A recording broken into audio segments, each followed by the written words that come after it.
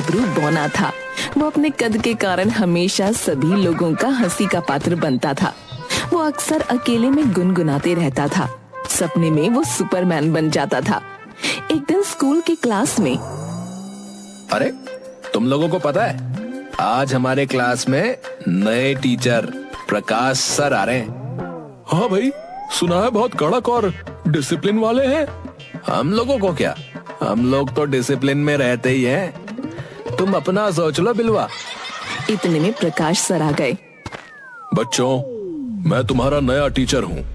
मुझे डिसिप्लिन वाले बच्चे पसंद हैं और जो डिसिप्लिन में नहीं रह सकते वो मेरी क्लास छोड़कर जा सकते हैं। चलो अब सभी अपनी अपनी अटेंडेंस बनवाओ। Roll number 1। इसी तरह अटेंडेंस लेते हुए गबरू का रोल नंबर आता है। Roll number 21। Yes sir. Roll number 21। Yes sir. अरे कौन बोल रहा है? खड़ा होकर बोलो।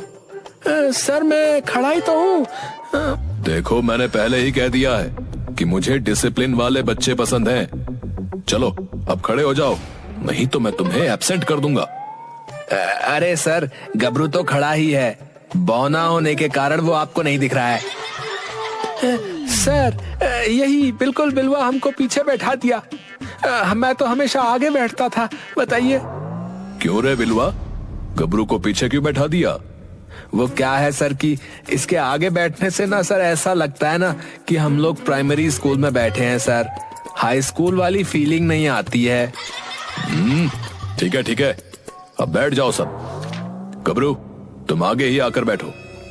देखिए सर, आप नए हैं इसीलिए बता दे रहा हूँ। इस क्लास में 2-3 लौंडे बहुत बदमाश हैं। इनको पीछे के बेंच में बैठाइए, नहीं तो इनका मर्डर मेरे हाथों से लेगा, बता रहा हूँ। आपको बिना मतलब थाने के चक्कर लगाने पड़ेंगे। गबरू तुम कुछ ज्यादा बोल रहे हो। मेरी क्लास में डिसिप्लिन में रहो। सर आप 2 मिनट बाहर होकर आए, इसका ट्रीटमेंट कर देता हूँ, फिर गबरू डिसिप्लिन में नजर आएगा सर आपको। चलो चलो अब पढ़ाई के लिए किताब निकालो। गबरू क्लास में ही सपने देखने लगता है जिसमें बिलुआ उसे माथे पर मार कर भागने लगता है और वो बिलुआ को खदेड़ कर पकड़ कर मारने लगता है। एक्चुअल में वो प्रकाश सर को मार रहा होता है। कमीने, आज तुम्हारा मर्डर मेरे हाथों निश्चित है। तुम्हारी इतनी हिम्मत कि मुझ पर हाथ उठाएगा? अभी तुम्हें स्कूल से निकाला जाता है। मुझे माफ कर दीजिए सर, मुझे माफ कर दीजिए। सपने में आप मुझे बिलवा नजर आ रहे थे सर। पढ़ाई खत्म होने के बाद एक दिन बिलुआ गबरू से बोलता है, यार गबरू, मेरा एक जादूगर दोस्त है मनोरंजन। उसे अपने शो करने के लिए एक बौने की तलाश है। तू कहे तो बात करूं? हाँ यार, बौना देखकर मुझे कोई काम नहीं देता है। गबरू जादूगर मनोरंजन की टीम में शामिल हो जाता है। एक शो में, भाइयों एवं बहनों, अब आपके सामने एक सुपर शो का सबसे छोटा मेंबर गबरू आ रहा है, जो आपके सामने से पलक झपकते ही गायब हो जाएगा। क्यों गबरू, तैयार हो? जी उस्ताद। अरे भाई, तू बोल कहां से रहा है? सामने तो आ। उस्ताद नीचे देखो, नीचे। अरे तू टेबल पर आ जा। हाँ तो मेहरबानो, कदरदानो, आपको हमारा छोटा डायनामाइट गबरू दिख रहा है ना? अब ये इस टेबल पर से गायब हो जाएगा। तो जमूरे, आर यू रेडी? हाँ यार, सॉरी। हाँ उस्ताद। हाँ तो भाइयों एवं बहनों, हो जाइए तैयार, क्योंकि कुछ ही पल में गबरू अंदर से हो जाएगा फरार। कौवा बोले काऊ काऊ, मुर्गा बोले कुकड़ू कू, हम बोले रे गबरू, हो जा तो उड़न छू। इतना कहकर मनोरंजन गबरू पर से कपड़ा खींच लेता है। तो ये देखिए दर्शकों, आपके सामने से गबरू हो गया उड़न छू।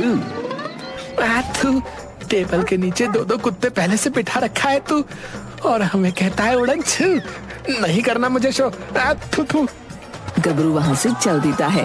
पब्लिक हंगामा करने लगती है। किसी तरह मनोरंजन पिछले गेट से निकलकर भागता है। इसके बाद गबरू ठग कल्लू बाबा के साथ काम में लग जाता है। तो गबरू, अभी हम लोग गंजों से ठगी करेंगे, समझा क्या? उन्हें सर पर बाल उगाने के नाम पर मुंह मांगी कीमत पर तेल बेचेंगे। लेकिन बाबा, गंजे विश्वास कैसे करेंगे इस तेल पर? विश्वास दिलाओगे तुम, समझे क्या?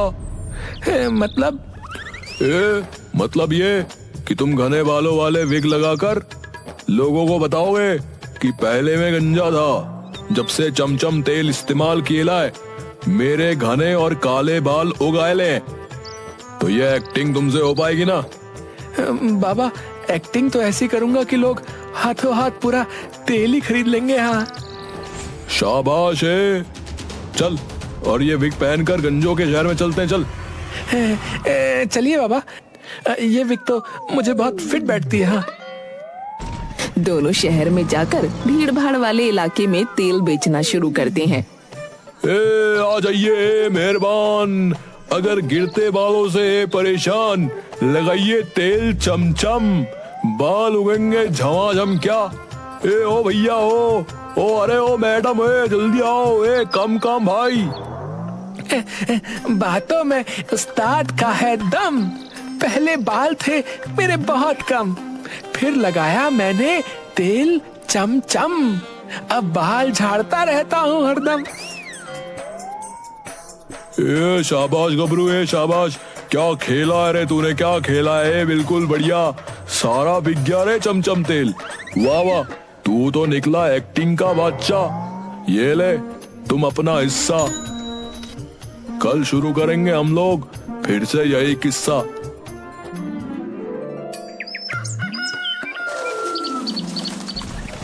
दूसरे दिन वो दोनों दूसरे शहर में जाकर अपना तेल बेच रहे थे। भैया, बड़े शहरों में अपार सफलता के बाद आपके शहर में भी आ गया है चमचम तेल, चमचम तेल, चमचम तेल। छूकर देखो मेरे घने बाल, चमचम तेल ने किया कमाल। चमचम तेल लेकर जाओ, बच्चे बूढ़े सभी लगाओ। तभी वहाँ एक गंजा पुलिस वाला इंस्पेक्टर टोंडे आता है। रे बाबा, रे आपका तेल मुझ गंजों पर भी असर दिखाता है क्या? एकदम 100%। ये देखो गबरू को, पहले ये भी आप जैसा ही गंजाइश था। जब से लगाया लाए चमचम तेल, गबरू से झबरू बना फिर रहा है। हाँ, आप चाहे तो मेरे बालों को खींच कर देख सकते हैं, देखिए कितने मजबूत हैं। अच्छा, तो ये है तेल का कमाल। गबरू के झबराले बाल हैं। चलो थाने, तुम दोनों को लगाता हूँ स्पेशल तेल। चलो। अरे रे, एक इंस्पेक्टर साहब, आपको हम फ्री में तेल दे देंगे। थाने जाने की क्या बात है? गबरू साहब को 6 महीने का कोटा 6 सीसी तेल फ्री में दे दे रे। गबरू सपने देखने लगता है। अरे उस्ताद, ये बेईमान टकला मुच्छड़ क्या हमारी पोल खोलेगा? 500 रुपया मुंह पर फेंकिए अभी, फिर देखिए गली के कुत्ते जैसा दुम हिलाते हुए आपकी हर आज्ञा मानेगा। हाँ, रे मुझे घूस दे रहा है? रे बोने, तुम्हें और तुम्हारे उस्ताद दोनों को कराता हूँ जेल की सैर। रुक। अरे रे, आप तो नाराज हो गए लगता है। ये रख लो आज की सारी कमाई। किसी तरह ले देकर कल्लू बाबा इंस्पेक्टर टोंडे से मुक्ति पाता है और फिर गबरू को अपनी टीम से निकाल देता है। गबरू एक बार फिर से बेरोजगार हो जाता है। कुछ दिन ऐसे ही चलने के बाद एक दिन फिर से सूट बूट में बिलुआ मिलता है। अरे गबरू, सुना है तुमने तेल वाला काम छोड़ दिया? छोड़ा नहीं, कल्लू बाबा ने निकाल दिया। लेकिन तू बता, ये सूट बूट और ये ठाट बाट कहाँ से रे? किसी बैंक में डाका डाला है क्या? भाई, मैंने तो एक मार्केटिंग कंपनी ज्वाइन कर ली है। बस कुछ दिनों में एक मर्सिडीज लेनी है। मर्सिडीज? वाह भाई, मुझे भी अपनी कंपनी में काम दिलवा दो।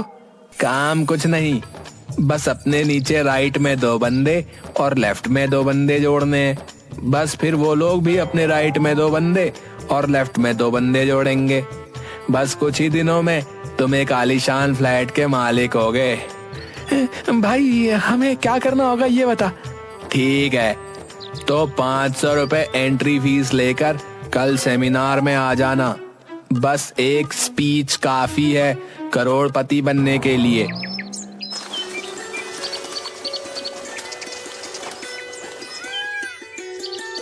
दूसरे दिन गबरू 500 रुपए लेकर जाकर सेमिनार अटेंड करता है। सेमिनार में मंच पर चढ़कर बिलुआ, भाइयों एवं बहनों, ये जो सोट बोर्ड दिख रहा है सब मार्केटिंग की बदौलत संभव हो पाया। पहले मैं बहुत गरीब था, खाने तक के पैसे नहीं थे मेरे पास। अच्छा, हाँ, लेकिन जब से जंबो मार्केटिंग कंपनी से जुड़ा मेरी तो लॉटरी ही लग गई। ओहो, तो लॉटरी का पैसा है। अभी अभी पूरे 3000 का चेक जंबो मार्केटिंग कंपनी की तरफ से मुझे मिला है। मैं आज ब्रांच बन गया और जल्दी ही डायमंड और फिर प्लैटिनम।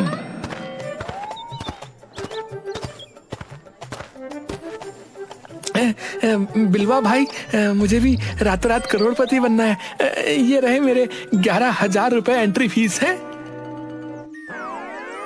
शाबाश गबरू, अब 2 लोगों को जंबो मार्केटिंग कंपनी से जोड़। भाई जितना पैसा था मेरे पास वो तो सारा मैंने दे दिया। अब बस जल्दी से मुझे अपने जैसा करोड़पति बना दो। सेमिनार के खत्म होते ही टेंट वाले, बाजे वाले अपने अपने सामान को ले जाने लगे। तभी एक आदमी आकर बिलुआ का कोट, टाई और सूट सब उतरवा कर अपने साथ ले जाने लगा। अरे अरे, ये क्या कर रहे हैं भाई साहब? ये कोट, पैंट, सूट बूट कहाँ लेकर जा रहे हैं? भाई तू तो मुझ दानवीर कर्ण को जानता ही है कि किसी का दुख दर्द मैं बर्दाश्त नहीं कर सकता। आते समय ये लड़का मुझे दिख गया। अच्छा, फिर क्या, वचन दे दिया सेमिनार के बाद ले लेना। गबरू कुछ महीने बिलुआ के साथ मार्केटिंग में इधर उधर डींग मारते हुए घूमता रहा, लेकिन जल्द ही उसे पता चल गया कि मार्केटिंग कंपनी बहुत ही खराब चीज है। एक दिन एक लालची पंडित चूरनदास से गबरू की मुलाकात होती है। बालक, आज से तू मेरा चेला है। अब जो कहूंगा वो करोगे तो माला माल हो जाओगे। बेरोजगार गबरू को सब मंजूर है। हाँ। तो ठीक है, तो फिर जा और चुपके से लालची सेठ करोड़ी मल का रेकी कर और आकर मुझे उसके बारे में एक एक चीज बता।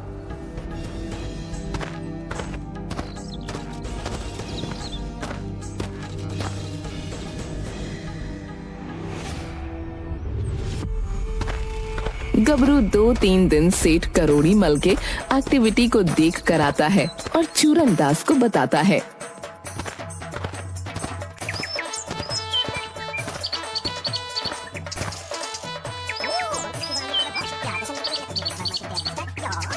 शाबाश।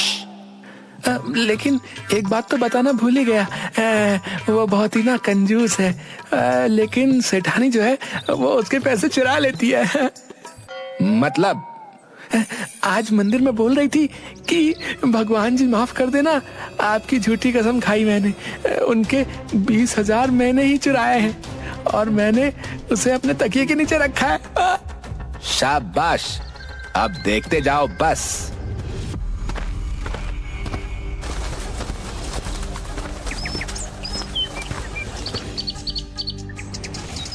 अलख निरंजन, बच्चा जैसा नाम वैसा तेरा काम। प्रणाम महाराज जी। देखिए महाराज, मुझे इन सब पर विश्वास नहीं है, इसलिए आप जा सकते हैं। अच्छा मूर्ख, ब्राह्मण का अपमान। आज सुबह से है तू परेशान। 20,000 रुपए का हिसाब नहीं मिल रहा। हा, जो दिया था तूने दीवान। बिल्कुल सही कहा आपने। आश्चर्य किंतु सत्य।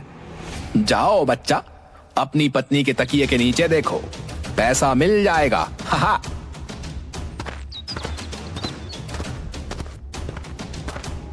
सेठ करोड़ी मल जाकर देखता है तो पत्नी के तकिए के नीचे सही में 20,000 रुपए रखे थे।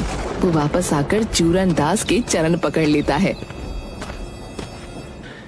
महाराज, महाराज, मुझे माफ कर दीजिए महाराज। आप अंतर्यामी हो, आप ब्रह्म ज्ञानी हो, आप जो कहेंगे मैं करूंगा। चूरन दास सेठ करोड़ी मल से खूब पैसे ऐंठ लेता है। ठीक है सेठ जी, अब हम चलते हैं। जल्द ही आप करोड़पति से अरबपति हो जाएंगे। महाराज, 2 दिन मेरी कुटिया पर गुजार कर मुझे आप जैसे महान संत की खातिरदारी करने का अवसर प्रदान करें महाराज।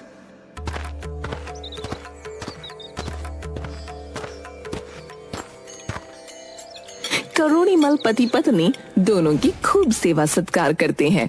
तभी गबरू दिन में ही सपने देखने लगता है। सपने में चूरन दास ठगे हुए पैसे लेकर भाग रहा होता है। अबे चूरन, है करोड़ी के पैसे लेकर तू भाग नहीं सकता, समझा? उसकी बीवी की रेकी कर। मैंने तुम्हें बताया था कि सेठ का 20,000 रुपया तकिए के नीचे रखा है, समझे? अबे गबरू, क्या बक रहा है? सेठ जी सामने हैं। कौन सेठ है? कौन सेठ?